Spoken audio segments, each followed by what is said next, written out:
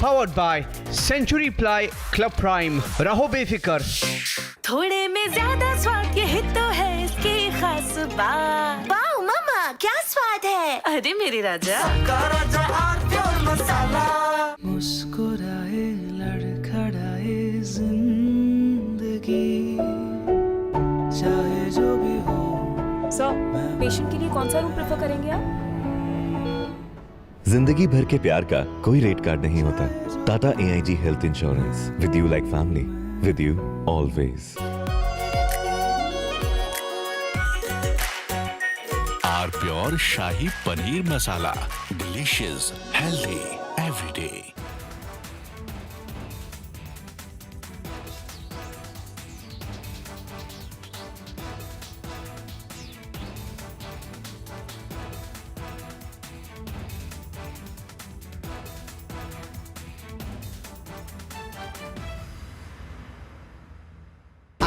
Pure suji pasta उबालो, मिलाओ और खाओ। 8 मिनट में तैयार। क्या टेस्ट है सबका राजा, R pure masala. Simple terms. The Russians have clearly warned America thus far and no further. And if you think that we will do nothing when there is an existential regime to one of our very close allies, Iran, well then you are barking up the wrong tree. And they have supplied Kinzhal hypersonic missiles to Iran, with the help of which these Kinzhal hypersonic missiles, with its own hypersonic missiles, Iran can sink the Abraham Lincoln and many capital ships. And look at the media disaster that would be. Donald Trump doesn't want to put boots on the ground. He can't afford to. Not in Iran. Not in Iran, not even in Venezuela. So he wants a quick, easy, telematic victory. Looks damn good on television. You know, quick in, quick out. But in Iran, if he attacks Iran, he is going to get into a battle of attrition for which the United States is simply not prepared. It lacks the industrial capacity. Let me explain. The production capacity of the Patriot. From Asia's largest news headquarters, setting the agenda for Bharat.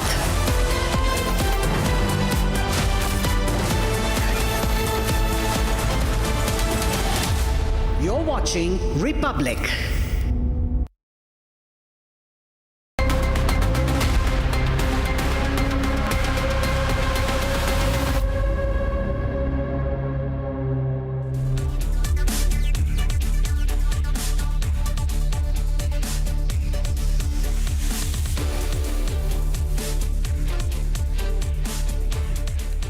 Thank you for joining us on the Longform Story.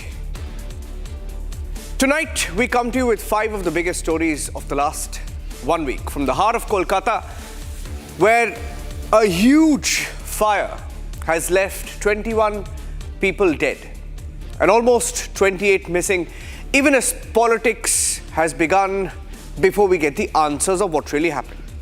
And from there, we go to Telangana tonight, where the Revant Reddy government has the BRS cornered almost. Cases are mounting. Pressure is tightening on the BRS, KCR now being called in the phone tapping scandal. The opposition is fighting for political survival there. Okay, so the Kolkata killer blaze first up. And next, story from Telangana, Reddy versus Rao. And then we go to the eastern border where Bangladesh is on the edge. Blood on the streets, ballots under threat, and a democracy staring down violence ahead of critical elections in the next few weeks. And one of the biggest headlines that went unreported largely by the Indian media, how inside China there is a power structure and an extraordinary purge as a top general accused of nuclear treason, raising troubling questions about instability within Xi Jinping's military command. More and more generals being purged. What's going on? And back home in Manipur, the ground is once again slipping. More protests on the streets, illegal cultivation igniting fresh tensions. This time, Kuki-Naga tensions pushing a fragile state closer to the brink. All of these stories on the show tonight.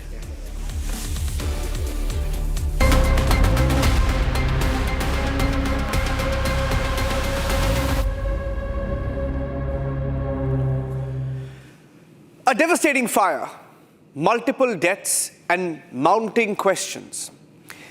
Before sunrise on the 26th of January, a massive blaze ripped through two warehouses in Kolkata's Anandapur, Nazirabad area. Now, this is close to what is called the EM bypass. Now, why is this a big story? What followed the fire was scenes of horror.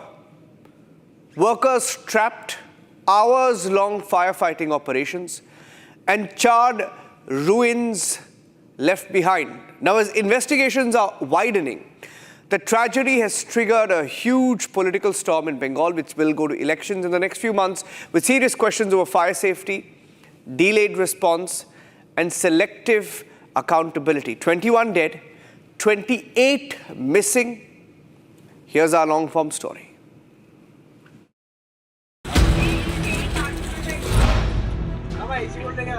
Before sunrise, on the 26th of January, a massive fire tore through two warehouses in Kolkata's Anandapur Nazirabad area, close to the EM bypass. Within minutes, flames engulfed two adjacent godowns. Blackened walls, collapsed roofs, charred debris scattered around. One belonged to Pushpanjali decorators. The other was used by popular food chain Wow Momo as a warehouse and an operational unit. As the fire intensified, several workers were trapped inside, struggling to escape the inferno. The death toll in the Anandapur fire case is rising every day. Till now, 27 dead bodies have been recovered, but police authorities are not sure about how many people are still there dead inside. There are bodies still being recovered. Amit Shah has questioned the way in which Mamata Banerjee's government has handled the fire case. Also, on the other hand, he has questioned how in this particular case, it is actually the Trinamool Congress's corruption that has created the whole mess of these factories being coming up on lands which are not really meant for factories, and the way in which the fire permissions are given out in lieu of money. Anandapur case has once again exposed how corruption is controlling the Mamata Banerjee's government in West Bengal. Fire department teams were deployed to the spot. Multiple engines were pressed into service as firefighters battled the blaze for hours amid thick smoke and soaring temperatures. Prime Minister Narendra Modi expressed condolences to the families of those who lost their lives. An ex gratia of 2 lakh rupees were announced for the next of kin of each deceased person and 50,000 rupees for those injured in the incident. But even as operations continued, serious questions began to surface.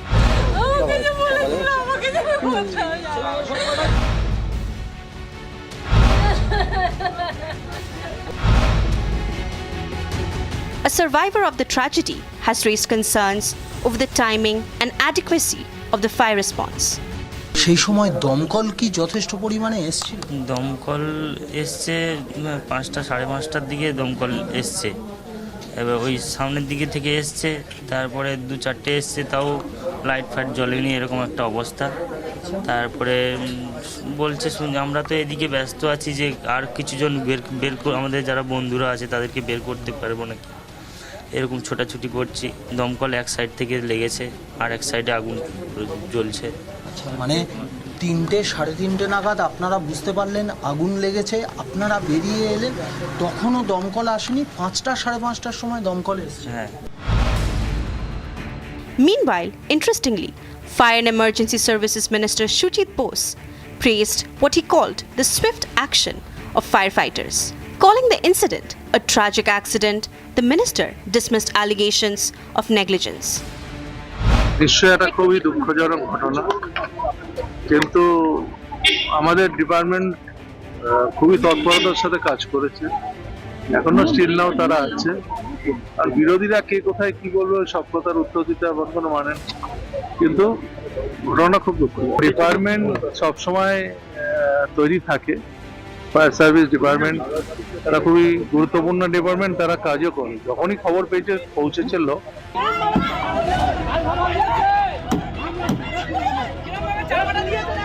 But developments since the fire has only added to the controversy. Just days after the incident, the Director General of the Fire Department was replaced. Anuj Sharma, who earlier served as Director General of Armed Forces, has now taken charge.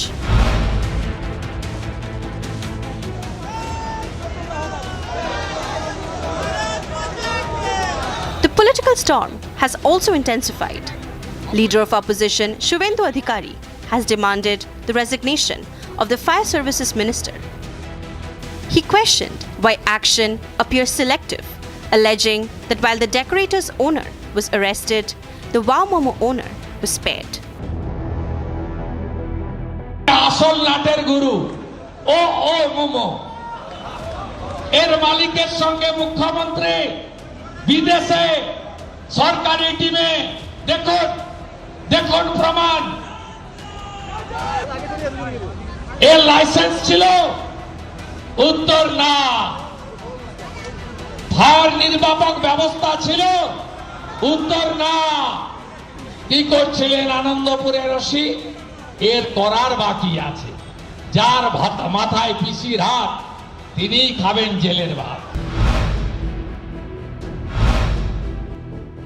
Gangadhar Das, a resident of Purbochara village and the owner of Pushpanjali Decorators, have been arrested. Coming from a very poor background, he is said to have built a business empire within just a few years, owning a large house and running 2 schools registered in his and his wife's names. লোক হিসাবে খুবই ভালো, এলাকার মানুষজনদের সুখে দুঃখে বিপদে, কারো বিয়েবাড়ি হোক, কেউ অ্যাক্সিডেন্ট হোক, সবার কাছে দাঁড়ায়, পাশে দাঁড়াতেন। পুরো খেজুরিবাসী ওনাকে চেনে। Fresh questions are also being raised over the land on which the warehouses stood. It is alleged that the structures were built on wetland, and more alarmingly, that they did not have a valid fire license. মন্ত্রীরা wetland অথরিটির chairman, তাহলে wetland রক্ষা করা যায়নি কেন? 11 সালের পর satellite map দেখুন, 25 সাল ভরে গেল। বেআইনি কারবার, সব বেআইনি টাকার খনি, আর সেই টাকার ভাগ কালীঘাটে। ওয়েটল্যান্ড অথরিটির চেয়ারম্যানকে খারিজ করা হয়নি, গ্রেপ্তার করা হয়নি কেন? তাহলে অপরাধীদের প্রশ্রয় দিচ্ছে সরকার।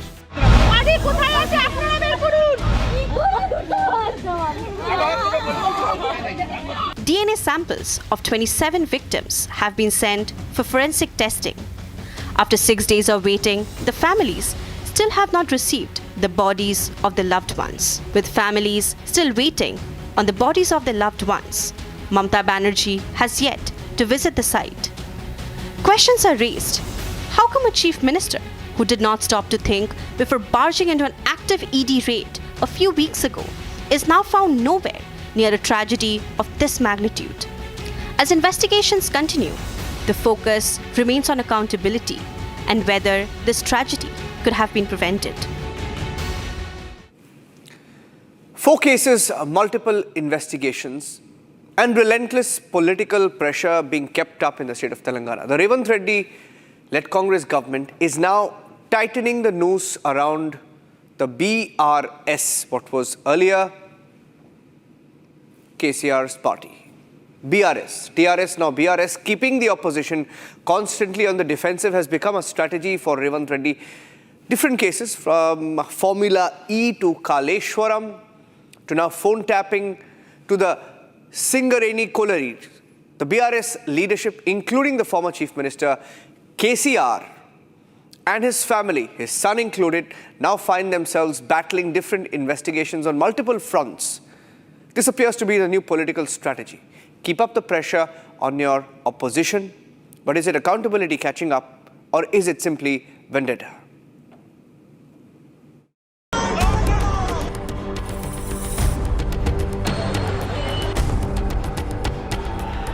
The Revanth Reddy government in Telangana has left little breathing space for the opposition.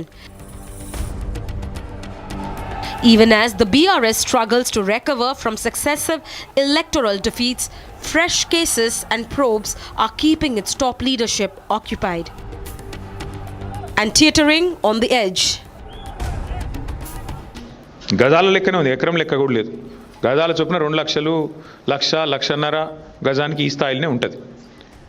ఇవాళ అట్లాంటి భూముల్లో రేవంత్ రెడ్డి ప్రభుత్వం తెరలేపిన కుంభకోణం ఎంత పెద్దది అంటే దాదాపు 9,200 పైచిలుకు ఎకరాలు, దాదాపు 9,300 ఎకరాల భూమి హైదరాబాద్లో. అంటే మీరు సగటున 40 కోట్లు వేసుకున్న ఎకరానికి దగ్గర 4 లక్షల కోట్లు, దగ్గర అంటే 3.5 లక్షల కోట్ల నుంచి 4 లక్షల కోట్ల మధ్యన మార్కెట్ వాల్యూ ప్రకారం. లేదు 50 కోట్లు వేసుకున్నారనుకో సగటున, దగ్గర 5 లక్షల కోట్ల విలువ చేసే ఆస్తిని, అందులో మరి ఇవాళ ఆయన అనుయాయులకు, ఆయన వందిమాగదులకు, ఆయన బామ్మర్దులకు, ఆయన తమ్ముళ్లకు, ఆయన చుట్టూ ఉండే బ్రోకర్లకు ఇవాళ ఒప్పందాలు కుదిరించి ఒక అతిపెద్ద భూకుంభకోణానికి రేవంత్ రెడ్డి ప్రభుత్వం మొన్న జరిగిన కేబినెట్ సమావేశంలో తెరలేపింది. Party insiders admit the pressure is unrelenting. Legal terms, summons, enquiries, replacing organizational meetings and political strategy.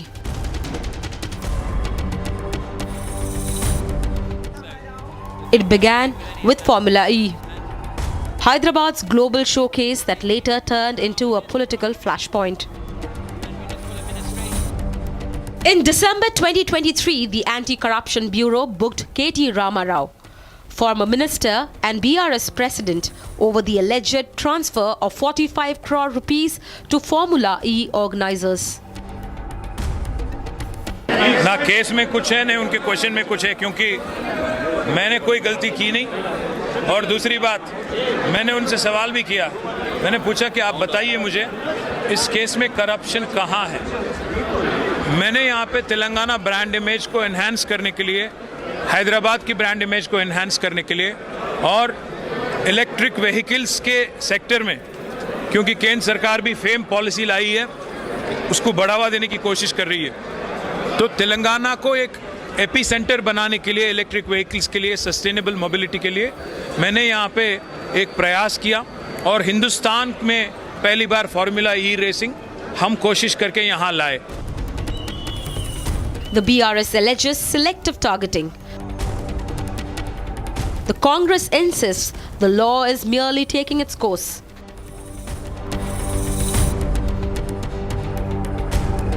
Then came Kaleshwaram, once the BRS government's flagship project, now at the center of a damning judicial inquiry. Today a project which has delivered 45 lakh acres water to 45 lakh acres of drought prone areas, today is being made a victim of a smear campaign run jointly both by BJP and Congress. A commission headed by former Supreme Court Judge Justice Pinaki Chandra Ghosh was tasked with probing alleged irregularities in planning, construction and maintenance. In June 2025, KCR was disposed before the commission for nearly an hour. The report held him directly and vicariously responsible, citing his involvement in decision that led to distress at the barrages.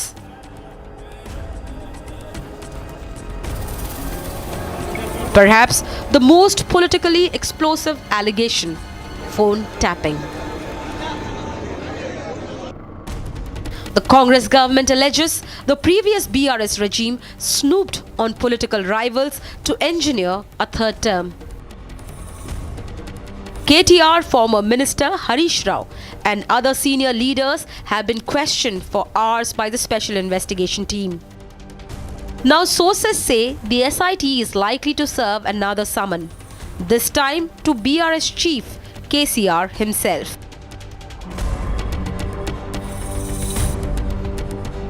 The latest political flashpoint? Singareni Collieries. The Deputy Chief Minister Mallu Bhati was accused of influencing contracts. He responded by turning the spotlight back, seeking a probe into all Singareni contracts since 2014. ऊपर आकाश से लेकर पाताल तक कांग्रेस जहां भी सत्ता में है, कांग्रेस जहां भी गवर्नमेंट में हुकूमत में रहती है, हर चीज में स्कैम करती है। इससे पहले हमने देखा था उन्होंने कैसे स्कैम किया स्पेक्ट्रम में। आज हम देख रहे हैं कैसे तेलंगाना में सिंगरेनी कॉलोनीज, जो कि पूरे साउथ इंडिया का सबसे बड़ा कोल ब्लॉक है, इसमें कितना बड़ा घोटाला कांग्रेस ने किया। हमारी पार्टी ने पूरी तरह सबूत के साथ इसका खुलासा किया। If pursued, the move could place most tenders awarded during the BRS decade in power under scrutiny. The legal battles are taking a political toll. In the recent rural polls, the Congress surged ahead, winning nearly 2/3 of the panchayats, while the BRS slipped to third place in several regions. Yet, where strong BRS leaders remained visible, Siddipet and Sirisila, the party performed significantly better. 4 cases, multiple investigations, and a political battle that shows no sign of slowing down. The political landscape in Telangana is in a hot boil, where the two political parties, the BRS and Congress, are slapping each other with allegations of scams and looting. Where on one end, the ruling party Congress is alleging on the BRS party that during their regime there were numerous scams, such as the Kaleshwaram scam, or be the new recent phone tapping case, where even KCR, the former chief minister, has been called for questioning. But on the other hand, the BRS is also blaming the ruling Congress government, saying that besides implementing their political promises, their campaign promises, the Congress government is only focusing on scams and committing looting and corruption from Telangana, be it the HLLT scam or the recent Naini coal block scam. For the Congress, it is a message of accountability. For BRS, a claim of targeted harassment. The law will take its course, the government insists. The opposition cries foul. But one thing is clear. In Telangana, politics is no longer just about elections. It's about investigations. Bangladesh is heading into election season, but instead of democracy being on display, the country is now slipping into violence. It has been slipping for a while into violence, from deadly clashes at political rallies to riots in Dhaka. Unrest is spreading fast, exposing deep cracks within the opposition camp. Now, what began as a fight for power has now turned into chaos on the streets of Bangladesh, with minorities being caught in this crossfire, raising alarm not just in Dhaka but in New Delhi as well. Take a look.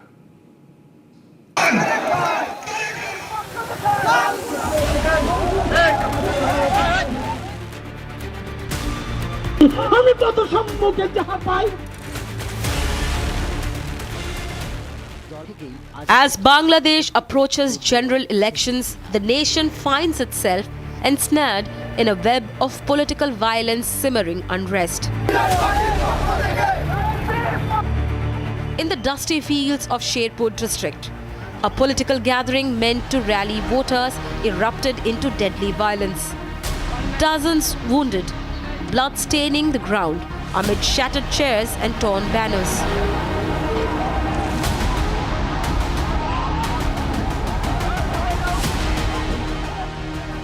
The gathering was meant to be orderly, civil.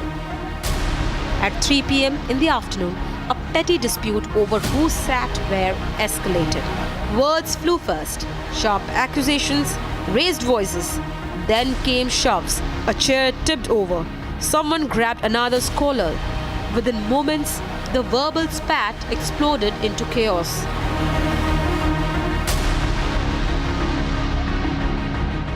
hundreds surged forward. BNP activists in one direction, Jamaat supporters in the other. The air filled with shouts, the cracks of plastic breaking, the thud of bodies colliding. What started over seats turned into a full brawl. Chairs became clubs. The ground turned into a battlefield. What I saw when I was staying there from 1994 to 97 is that the student politics plays a major role in determining the elections whenever they are held, whether it is general elections or other elections that take place. And their role mostly has been confrontational and violent. If you look at 2001 elections, there were 20 people killed, and 2008 there were over 110 incidents that had taken place. Even 1986 or 88 elections, there was significant number of violence that had taken place. So violence is nothing new in Bangladesh politics. Now we come to the second and most important aspect in this. Bangladesh Nationalist Party, as of this moment, there was a popularity poll carried out by InnoVision Consulting, and they have found that in Bangladesh politics, BNP is currently securing 41.3% popular vote, Jamaat Islami 30.3%, and NCP is only 4%. But the alliances that have been formed are between Jamaat Islami, NCP, as well as Islami Andolan Bangladesh. Now they want to unite the vote so that they can beat BNP. The spark for much of these tension can be traced to December 2025, when Sharif Osman Hadi, a 32-year-old activist, was gunned down in broad daylight. Hadi's spokesperson for the Inqilab Moncho group was shot in the head by masked assailants. Bangladesh convulsed. Thousands poured into the streets of Dhaka.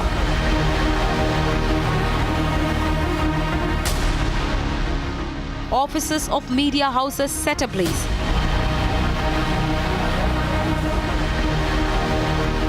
And amid the rampage, Hindus paid the price. At the heart of this volatility lies the crumbling alliance between the Bangladesh National Party and Jamaat-e-Islami, once united against Hasina, but now bitter rivals in the post-uprising era.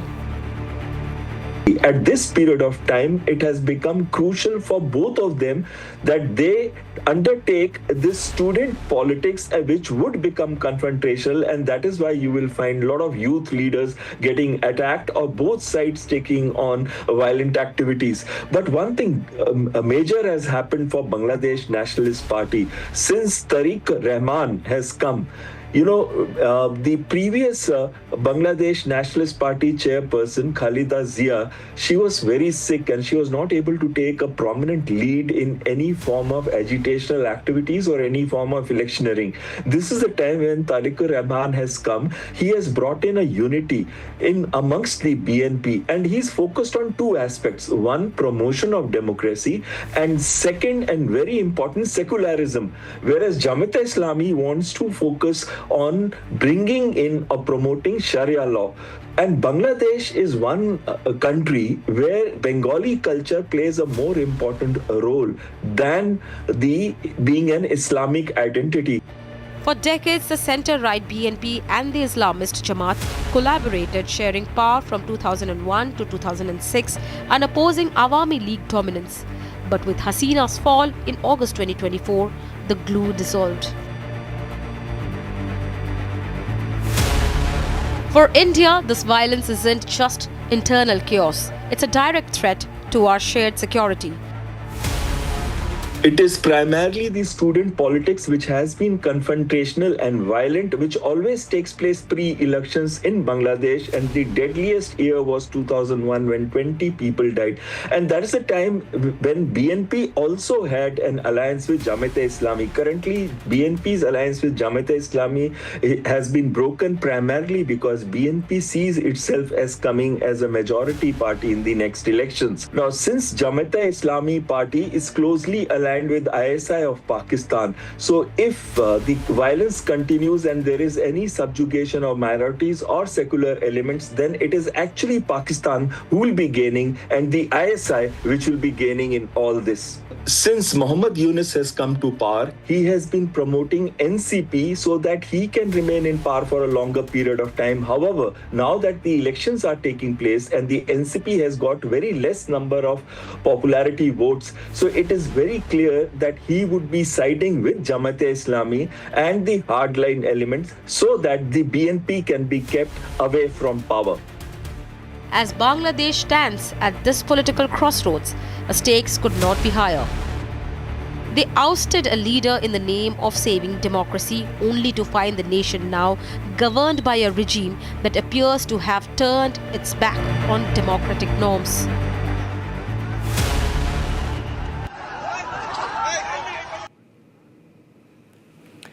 A sudden purge at the very top of China's military has sent shockwaves across the world. The removal of senior PLA generals has triggered intense speculation. Is this a routine anti-corruption drive with Chinese government, which Xi Jinping has been claiming to have done for a long time? Or is this a power struggle in Xi Jinping's China, with Beijing offering very few details and the state-controlled media tightly controlling the narrative? Questions amounting over discipline, loyalty, and Xi Jinping's grip over the Communist Party and the People's Liberation Army. It's Xi's purge. Is he tightening his position as the dictator of China?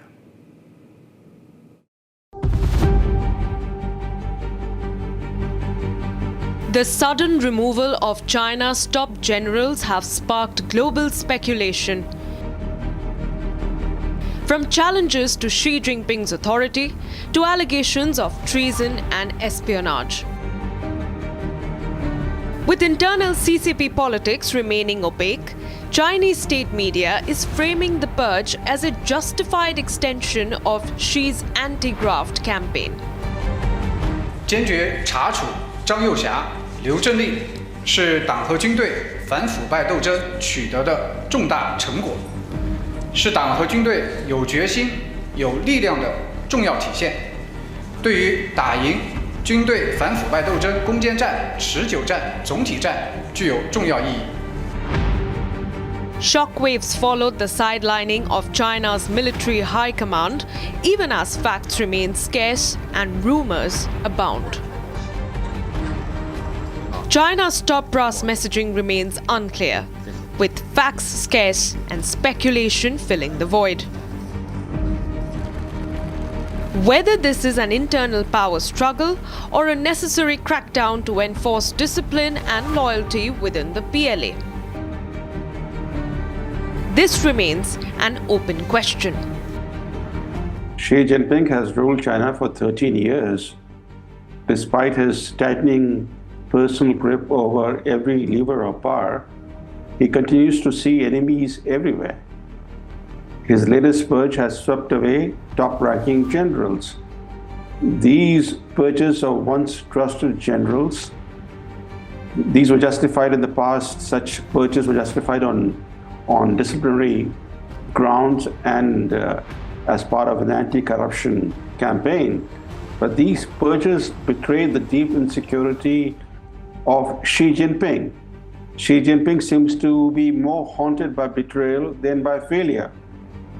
And his determination to eliminate potential rivals, real or imagined, reflects not strength but anxiety.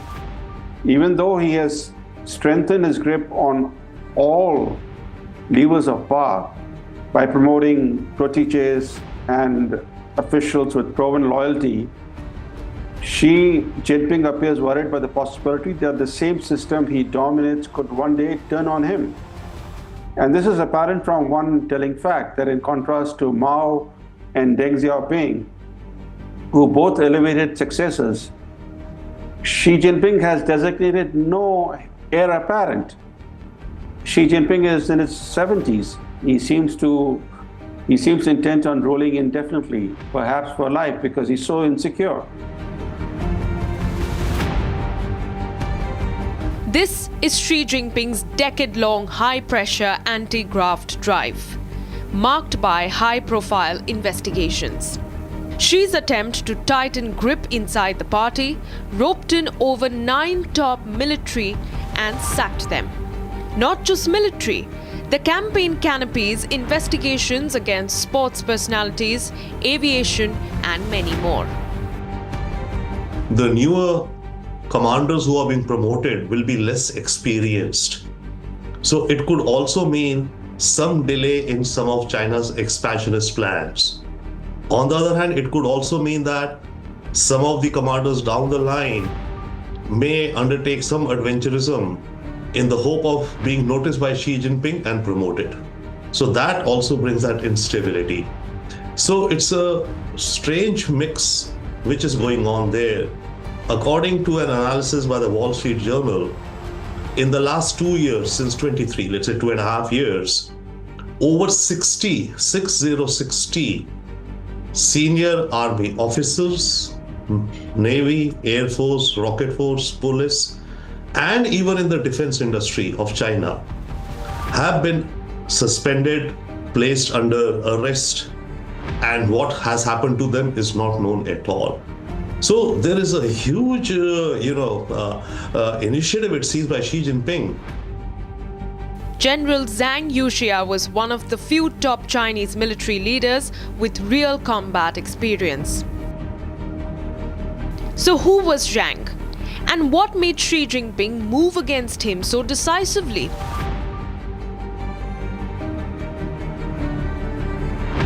General Zhang Yuxia sat on China's top military body and had long been seen as a close ally of Xi Jinping amid the anti-corruption crackdown.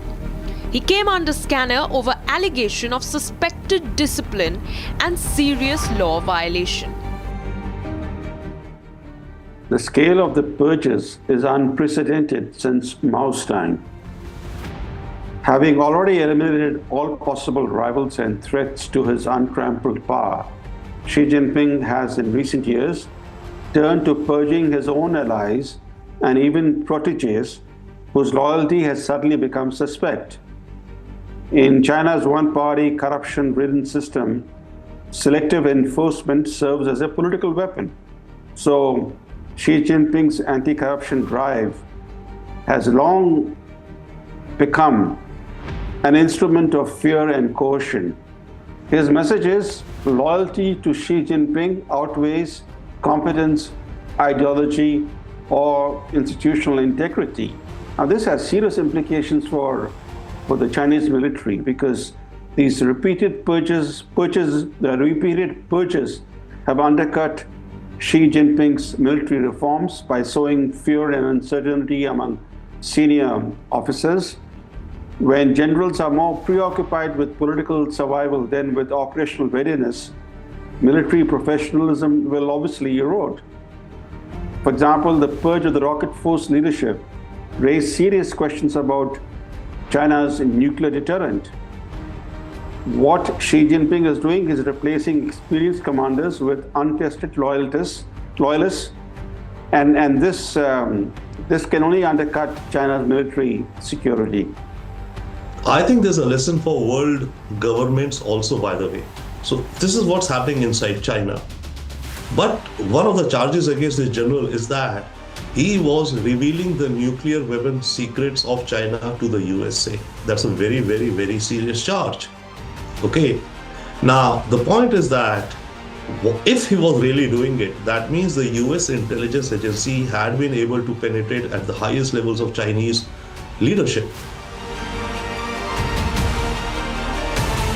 Xi Jinping's anti-corruption drive might have cut even deeper into China's military. But questions that will remain unanswered. What is the reason behind these purges? Is it merely a disciplinary action or an attempt to tighten control over China, an ambition that breathes in dictatorial instincts?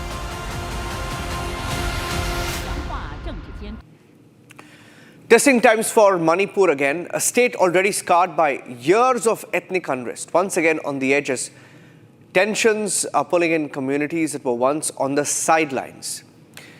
The Manipur Khanba Kongchat rally reflects growing public anxiety nearly a year into president's rule and amid renewed violence on the ground. Now, what began as a Meitei-Kuki conflict is now widening in Manipur, and that's not a good sign, with even Naga groups re-entering the fray, raising questions over peace, security, political stability in the state.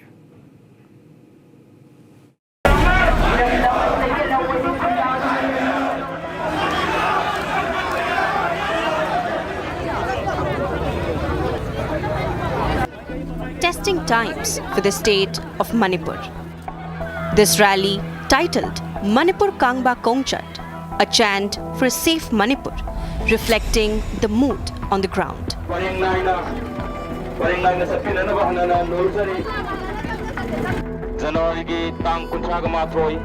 People of Manipur has now understood and realized that the ongoing crisis in the state of Manipur is completely a design of the government of India, and now it is time for the government of India to change its policy of waging proxy war against the people of Manipur using these Kuki-Naga terrorist groups, which they have been mobilizing since 2008 in the name of a very deceitful agreement called suspension of operation agreement.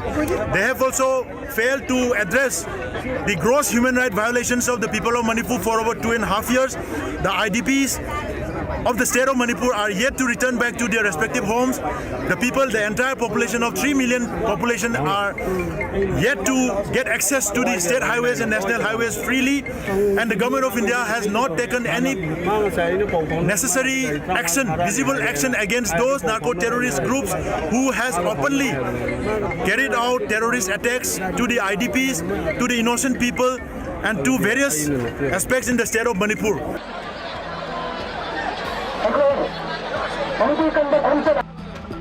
The rally marks the intensifying of efforts on part of the local residents as they navigate a prolonged unrest, deep political uncertainty, and nearly a year of president's rule in the state. In just 15 days, Manipur has once again slipped from uneasy calm into renewed tension and violence. What we are witnessing is not one isolated incident, but a chain reaction: brutal killing, ethnic confrontation, political uncertainty, and mass mobilization on the streets. First, the trigger point. On January 21st, a Meitei civilian, Mayang Lambam Risikanta Singh, was kidnapped and brutally killed in Churachandpur district. Risikanta had gone to meet a Kuki woman with whom he was in a relationship. He was abducted from Tuibong area and later sought death near Najang village. A chilling video of his execution surfaced on social media. In that video, a clear message was flashed, quote unquote, "No peace, no popular government." That one line sent shockwaves across Manipur. Almost simultaneously, tensions escalated in Hill district, where a Kuki-Naga conflict line re-emerged. A faction of the Zeliangrong United Front ZUF claimed responsibility for burning Kuki Joe farm huts and structure in parts of Kangpokpi district. It is highly unfortunate to the people of Manipur, basically the younger generation of this time, for reading out a newspaper every day that there is a destruction of poppy cultivation in their own soil, in their ancestral home Manipur. It's very unfortunate and it's very disturbing that more than 400 acres of land has been destroyed because of poppy cultivation in the last 1 week. It's not me or Michael or somebody telling, it's the official record. The police department have come up with such type of report. So it's highly unfortunate, and that will definitely have a long-term effect to our younger generation, not only to those grower or planter or cultivators, even to the innocent younger generation of this point, of this time. It's very unfortunate. In the immediate backdrop of violence that has rocked Manipur in the last 5 years,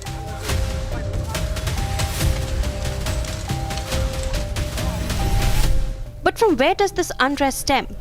It could date back to the 1990s. It all initially was a conflict between the Kukis of the hills and the Meiteis of the Imphal Valley. And then the conflict soon bled into something much more than a historical fall line resurfacing. To the point that now Naga groups, which were mainly observers of the last 3 years, are now active participants again. This could suggest that the buffer zones managed by central forces are no longer enough to contain the spillover of ethnic interests. The UNC and the Kuki-NP have also met in Kangpokpi, and it's a transparent situation. You cannot transplant poppy cultivations from somewhere physically unless you do in pictures, which the Manipur police have also been a part of. After the case smuggling incident, the next day on media, they showed photographs from somewhere else and, impacted that with a situation that they're trying to justify with case smuggling. Yes, independent investigation is very important. And in fact, allow me to come in with an anecdote here.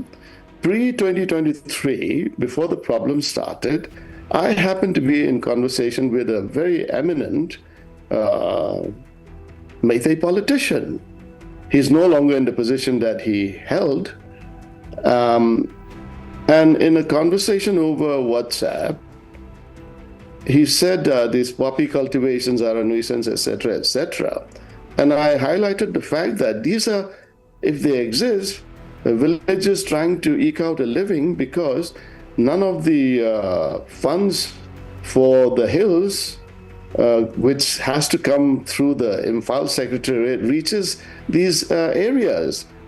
And they are helpless and they're trying to make a living. Just last week, suspected members of a Naga militant group set a few houses belonging to the Kukis community on fire in Manipur's Kangpokpi district. The Prime Minister visited Manipur in 2025. His core message, dialogue over division. He explicitly called for a strong bridge of harmony between the hills and the valley, which was seen as a soft nudge away from the Kuki demand for total separate administration.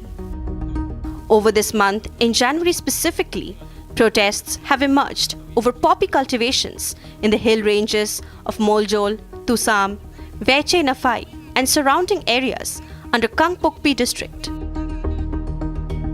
The Prime Minister's focus on alternate livelihoods has majorly contributed to the current crackdown on poppy. This visit is largely what pressured the Kuki civil society groups to announce their voluntary poppy ban this month, as they try to align with the Prime Minister's Viksit Bharat vision to gain political leverage in New Delhi.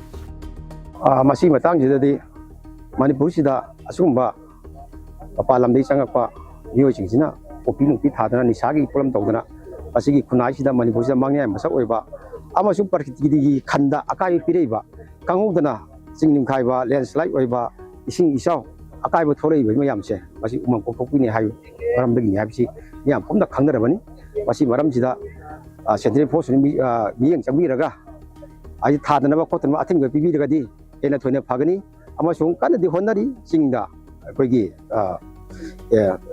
engineers people jingi baji thadana ba khotana ba jantat ba khotaba mayam ama tawri adu afa khongthang ni ne lungje koi chumi Manipur government amasung central government animang na habita central ma state na basi yankhat thiba thugai kiba judik kiba manghan kiba mai tha kiba mayam su yaure adubo naronda pathang thajelabe sinje makha tan yengsin berdi phagani na ai patang je thamjage. The Prime Minister's visit also included a focus on the Naga majority districts. By treating the Nagas as a stabilizing pillar of the Northeast, he inadvertently heightened the competition for land.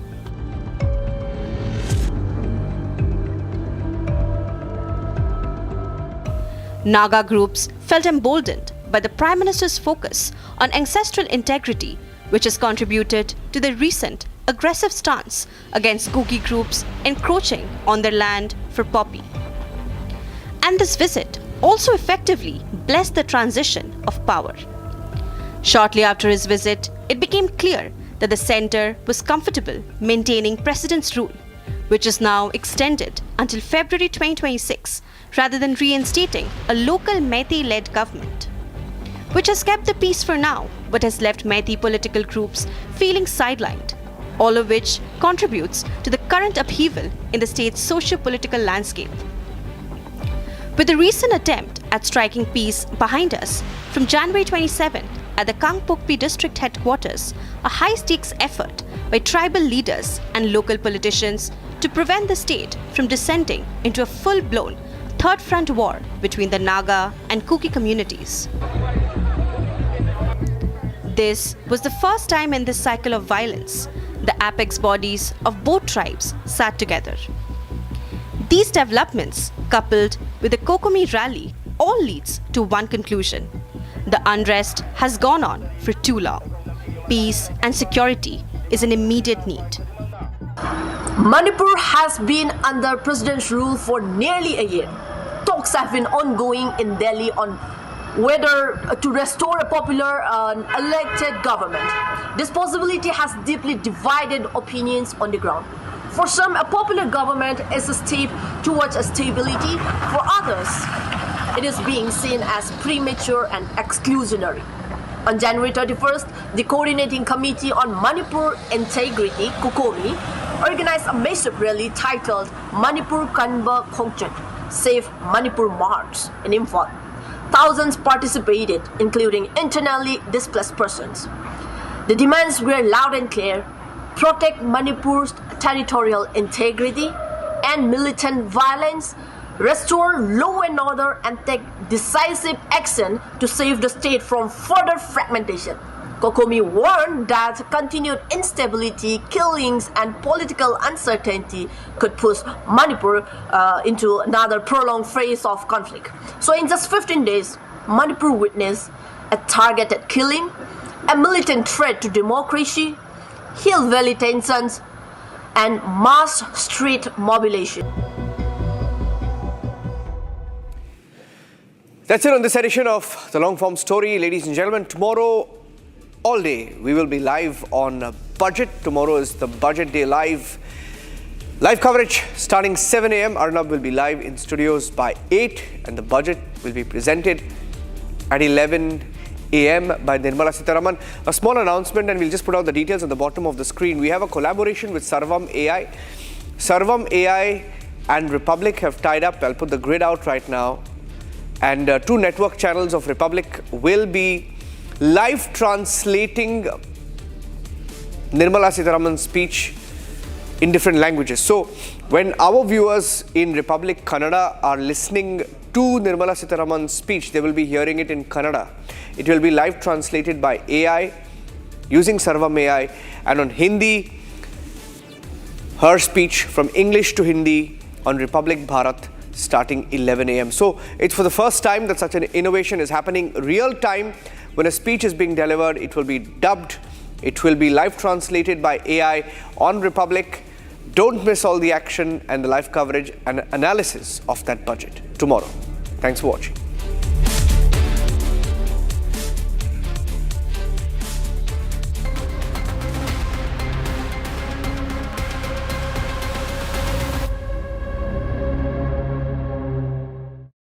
Powered by Century Ply Club Prime. रहो बेफिक्र।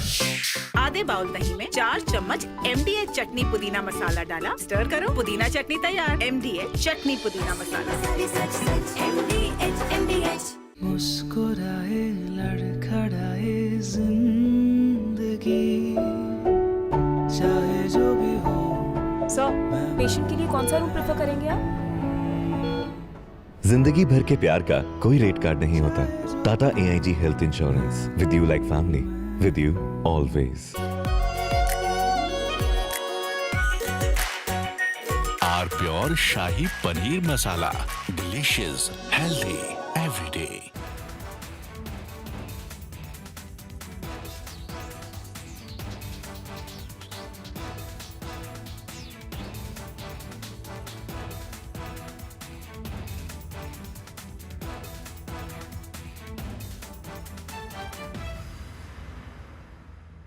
MDH की हल्दी मिर्ची धनिया करे कमाल, ये रंग दे, ये खुशबू दे, ये तीखा, ये कम पड़े, क्या निराला MDH masala.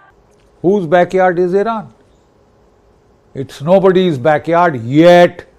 There are vital stakes there for the Chinese, for the Russians, the Americans. It is the oil cockpit of the world, and America wants to control the outflow. The problem is, sir, that Iran is not Venezuela. Iran can hit back and hit back hard. None of its capabilities to hit back have been degraded in the slightest degree. And Donald Trump had to eat crow and back off and start looking for off-ramps. The first off-ramp he chose was they had threatened to hang some 850 citizens, and because I pressurized them, they said they are not hanging them. They've said, the Supreme Court of Iran has said, yes, we will hang them. Off-ramp gone. So what does Donald Trump do? To save face, he starts moving in huge armadas. The Chairman, Joint Chiefs of Staff of the United States clearly told Donald Trump that, look, we thought there would be an overthrow of the regime, there would be chaos, and we would need only a small force level to deliver the coup de grace. Now that that has not happened, we'll have to increase force levels if you still want to go ahead with it. Frankly, it would be highly immature and foolish if United States still decided to go in. There is no surprise any longer.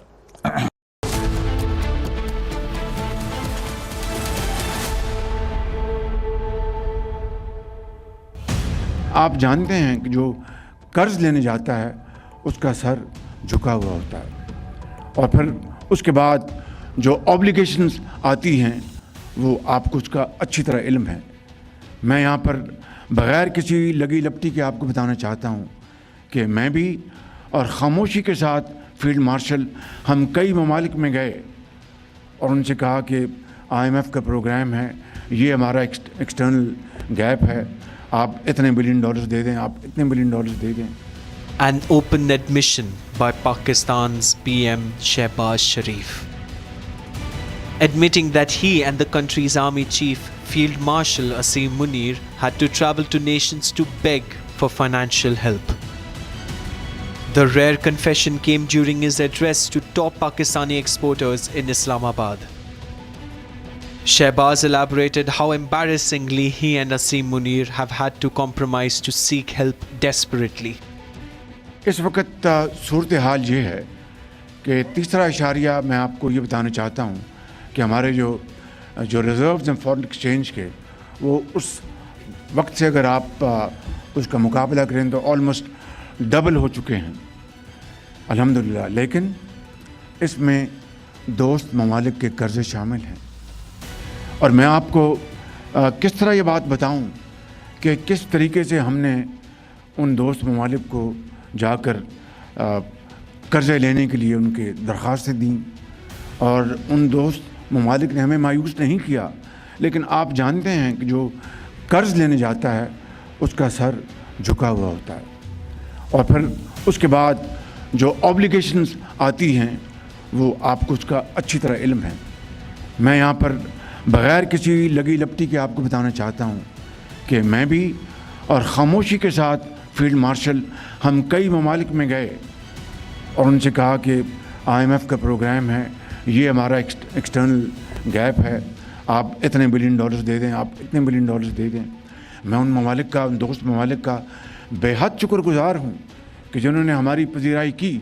लेकिन आप जानते हैं कि जब कोई किसी से मांगने जाता है तो अपनी इज़्ज़त नफ्स के ऊपर वो उसकी कीमत उसको चुकानी पड़ती है, कॉम्प्रोमाइज़ करना पड़ता है।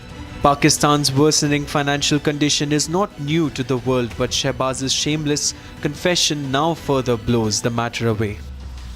Pakistan has become an embarrassment to the Islamic community, and this mad mullah Pinjrewali Munni Bai, who claims to be a Kheti marshal, I think field in Hindi means Kheti. This Kheti marshal is totally useless, unable to do anything. So this acknowledgement is also meant for the people of his country that, look guys, whatever the Kheti marshal is saying, we'll do this, we'll do that, we'll bring heaven on earth, that is not true.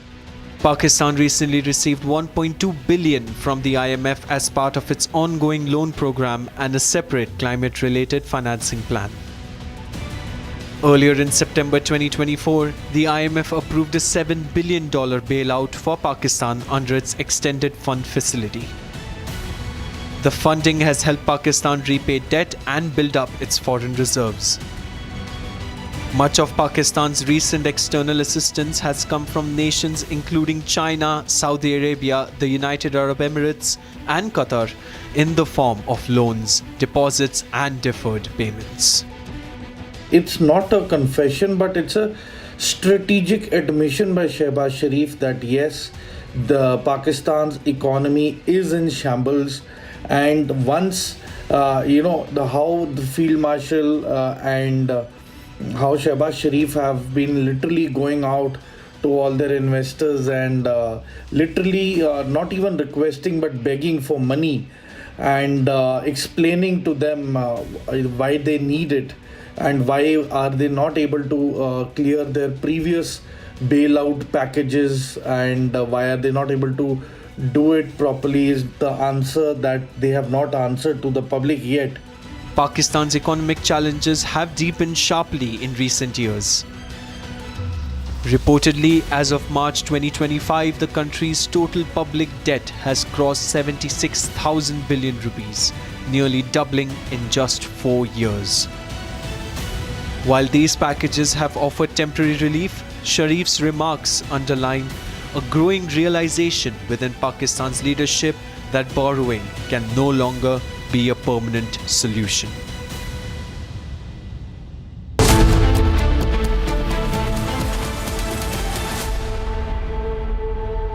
Powered by Century Ply Club Prime. Raho befikar.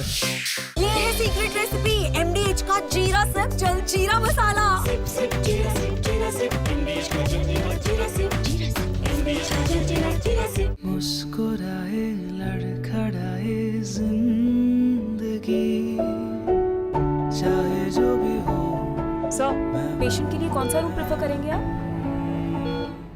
जिंदगी भर के प्यार का कोई rate card नहीं होता। Tata AIG health insurance, with you like family, with you always. थोड़े में ज्यादा स्वाद, यही तो है इसकी खास बात। वाओ मामा, क्या स्वाद है? अरे मेरे राजा, आधे बाउल दही में 4 चम्मच MDH चटनी पुदीना मसाला डाला, स्टर करो, पुदीना चटनी तैयार। MDH चटनी पुदीना मसाला। MDH are pure suji pasta, उबालो मिलाओ और खाओ, 8 मिनट में तैयार। क्या टेस्ट है, सबका राजा R pure masala. The United States, Israel, and the MI6 of United Kingdom, they had launched a major regime change operation in Iran this year.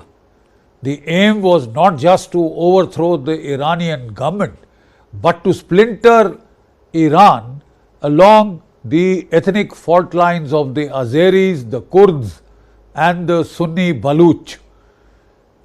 Israel was trying to help the Kurdistan fighters to come in, and also the Afghan refugees who were there.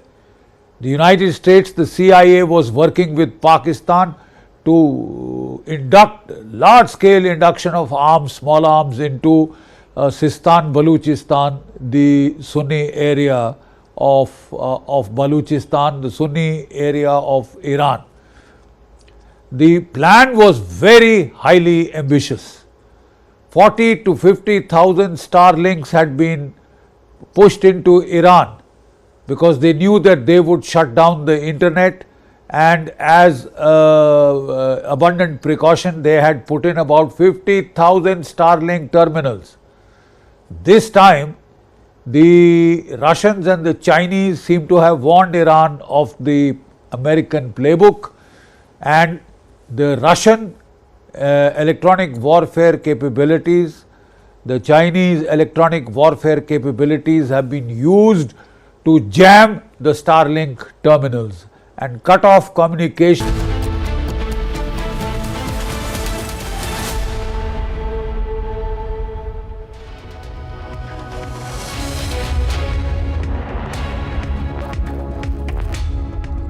A very warm welcome. You're watching Republic TV. I am Rakshita Mishra with you. Let's get started with all the top stories of the day that we've been tracking for you.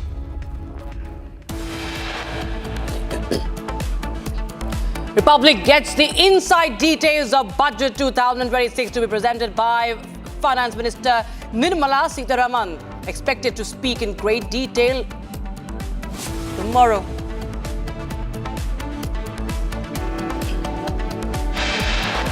कुछ दिन पहले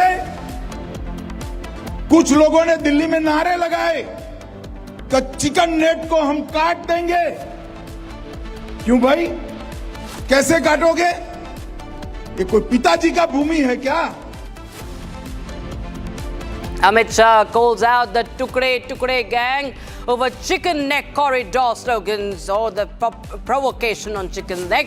Says no one will be allowed to divide India's land.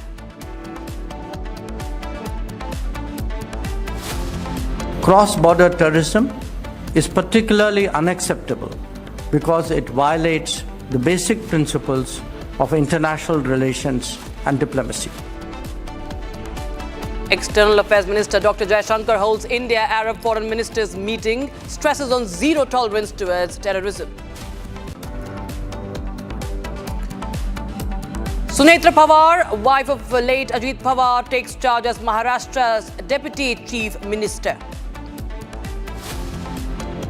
Karnataka government forms an SIT to probe the suicide case of businessman C.J. Roy.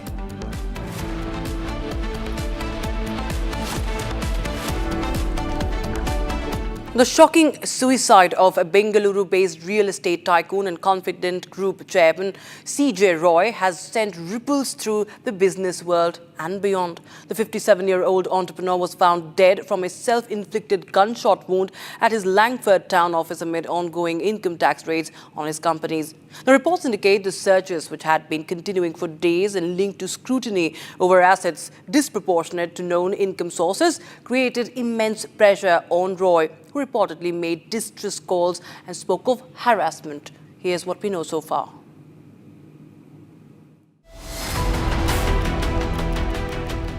The sudden demise of real estate tycoon, Confident Group founder C.J. Roy has raised eyebrows. He was found dead on Friday at his office in central Bengaluru. This is the outside of the office where we can clearly show that he was an entrepreneur, not only limited to real estate, but also he had the entertainment event and mega movies and events. He had various other companies registered in various other names under his radar. And this particular door has been locked as of now after the Ashoknagar police have collected enough number of samples and proofs which were present when he killed himself the previous day. Not to forget Dr. C.J. Roy, who was from Kerala, who was an employee of a Fortune 500 company, who later started new venture in his own hands. And he also believed that the fact that one shouldn't dream small and one should always dream big. And he also pressed on a fact that the dreams will come true one day. The 57-year-old was found with bullet injuries shortly after raids were conducted at his office by IT officials. A complaint letter assessed by Republic traces the final hours. The letter mentions how instructions were issued to not let anyone into Roy's cabin shortly after his meeting with income tax sleuths. When repeated knocks went unanswered, the door was forced open, only to find him blood-soaked and dead. The family has claimed months of harassment.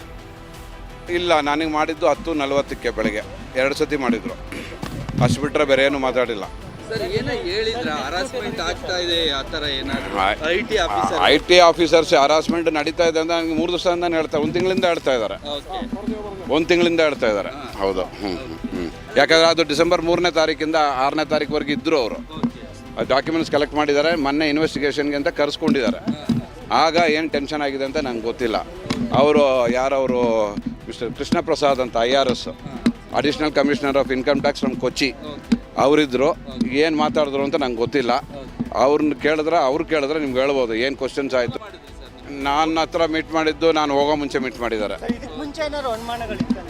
ಯಾವ್ರ ಬಗ್ಗೆ ಇಲ್ಲ ಬೇರೆ ಯಾವ threat ಇಲ್ಲ, ಅವ್ರಿಗೆ ಸಾಲ ಇಲ್ಲ, threat ಇಲ್ಲ, ಅವ್ರಿಗೆ ಎನಿಮೀಸ್ ಇರಲಿಲ್ಲ. Even as these allegations surface, a report has been submitted to the MHA that rules out exertion of pressure. The Karnataka government has ordered a high-level investigation into the case. Further details into the case are awaited, as the case might get transferred to CID due to the sensitive nature of cause.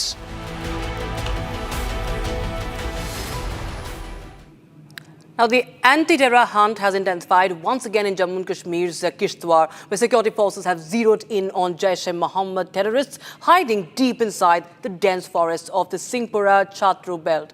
Acting on precise intelligence inputs, the Army's White Knight Corps, along with Jammu Kashmir Police and the CRPF, has tightened the cordon in the hostile high-altitude terrain as fresh contact has been established with the terrorists who have been on the run. Take a look at this report. Dense forests, steep slopes, and a familiar background in Jammu and Kashmir's Kishtwar. In the early hours of Saturday, Indian Army's White Knight Corps, in coordination with JNK Police and CRPF, re-established contact with Jaish-e-Mohammed terrorists hiding in the Chatru region. Encounter broke out between terrorists and the security forces in the upper reaches of the Chatru in the Kishtwar district. This was for the fourth time that the same Jaish-e-Mohammed group has been intercepted by the security forces and contact has been established. It is believed to be the same group of Jaish-e-Mohammed that has infiltrated in Jammu and Kashmir in 2023-24 and has been active in the area. Sources say that Saifullah, the top commander, is also among those who have been trapped by the security forces and operation is underway. The joint operation follows specific intelligence inputs pointing to the terrorist fresh movement in the Dolgam area. Terrorists who have been evading capture since the deadly January 18 encounter. That encounter had turned tragic when terrorists positioned at higher altitude opened fire on a search party, killing Special Forces Havildar Gajendra Singh and injuring 8 others. Since then, security forces have been tracking the group, managing to make contact twice earlier this month, but the terrorists slipped away, using the dense forest cover to their advantage. This time, forces have tightened the noose. A multi-layered cordon has been established from all sides, with troops pushing deeper into the forest belt as the operation continues. The renewed firefight comes a day after mobile internet services were temporarily suspended in Chatru, a preventive measure to block terror communications and maintain security. Chatru has remained a known terror base for Jaish over the past 2 years. Just last year, braving snow-covered terrain and harsh weather, security forces eliminated 3 terrorists here. As operations continue, forces remain on high alert, determined to neutralize the threat and restore peace in this volatile pocket of Kishtwar.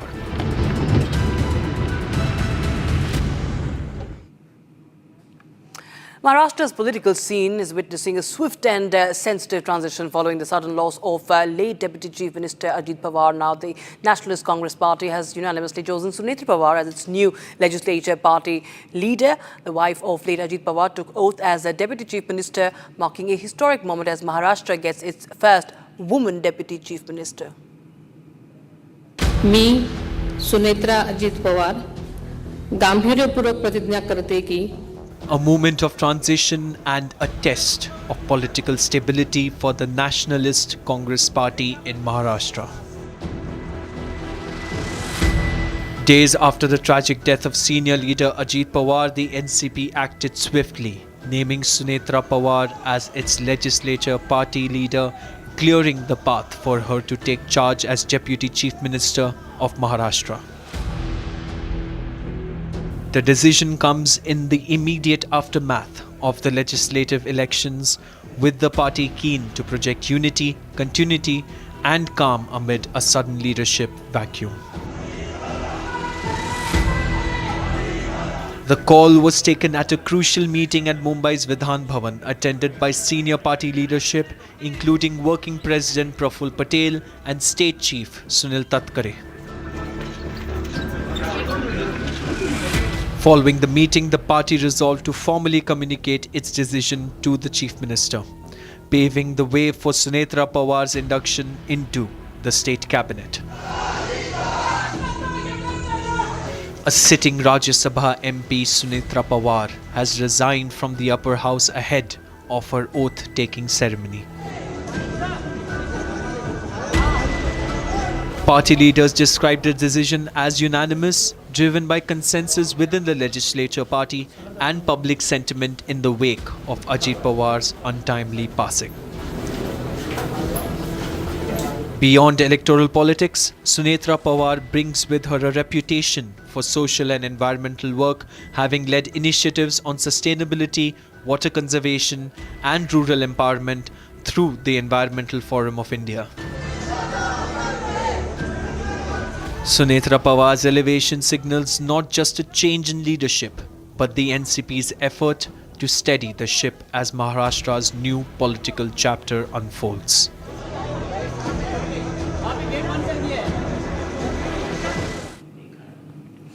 Now, the political temperature in West Bengal is heating up ahead of the elections, with Union Home Minister Amit Shah launching a blistering attack on the Trinamool Congress government from Barakpur today. Addressing a BJP workers' meeting, Amit Shah accused the Mamata Banerjee-led regime of institutionalized corruption, administrative collapse and compromising national security through unchecked infiltration and stalled border fencing. Projecting BJP's growing footprint in the state, Amit Shah says that the party is aiming to push its vote share beyond 45% this time.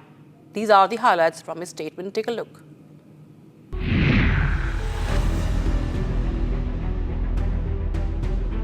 मां, माटी और मानुष का नारा देकर ममता बनर्जी सत्ता में आई। यहां पर मां असुरक्षित, महिलाओं की सुरक्षा का कोई ठोर ठिकाना नहीं। माटी, भूमि घुसपैठिए हजम कर गए हैं और मानुष ममता की सिंडिकेट से परेशान।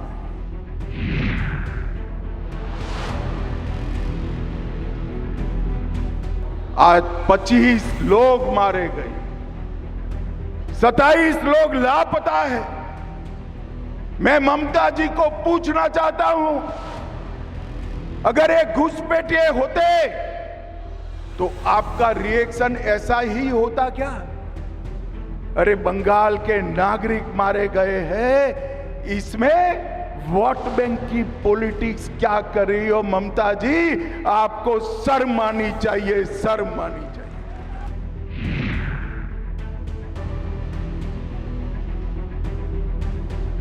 मैं आपको